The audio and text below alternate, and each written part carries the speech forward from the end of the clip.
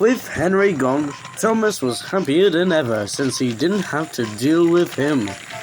However, even when Henry was there, something always made Thomas happy. The sight of the river. Every time Thomas passed the bridge, he saw the people fishing and wondered if he could do it himself. Every time he met another engine, he would say, "I want to fish." But they all had the same answer. "Engines don't go fishing." "Silly stick in the mud," Thomas chuckled. "Of course I can." One day, Thomas stopped at a water tower to take some water. "Out of water," he grumbled, "but I'm thirsty." "I always need water when I go on the line. It's normal, natural, impossible to go on without it." "Never mind," said the driver. "We'll just get the water from the river." And indeed they did, as they got a bucket. "Oh, please do quickly." And the driver took the bucket in the water. The bucket had 5 holes, so they had to fill it up and empty it into Thomas's tanks as well. Several times over, the crew set to work. They finished at last. That's good, Thomas said happily, and Annie and Clarabelle ran with him. Suddenly, Thomas felt a pain in his boiler. Then it happened.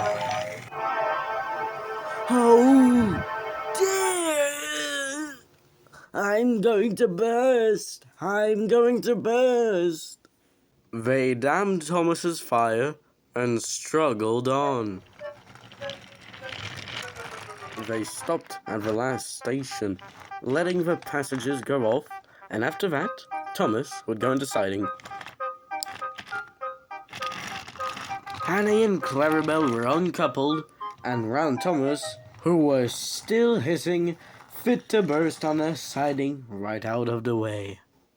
Thomas tried to take a breather, but it was hard with the tickling in his boiler.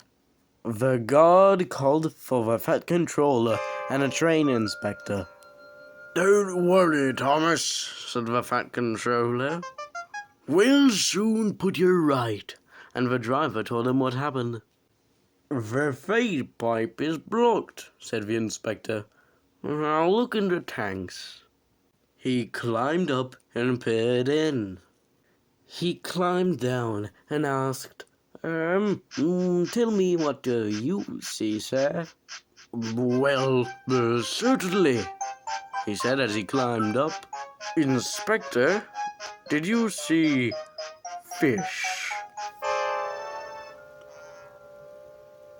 "Gracious goodness me, that must be because of the river. I guess we should have looked better." "So I see you have been fishing, Thomas. But this doesn't suit at all. We must clear it out." And so Thomas's driver took a turn and fished the fish in Thomas's tank. And so the men had a lovely picnic supper of fish and chips. This was fun, but fish don't suit you, Thomas, and I don't really think you would want to do this again. But if you do, well, could you bring some salmon next time? No, sir. Engines don't go fishing, Thomas said sadly, because fishing is too uncomfortable.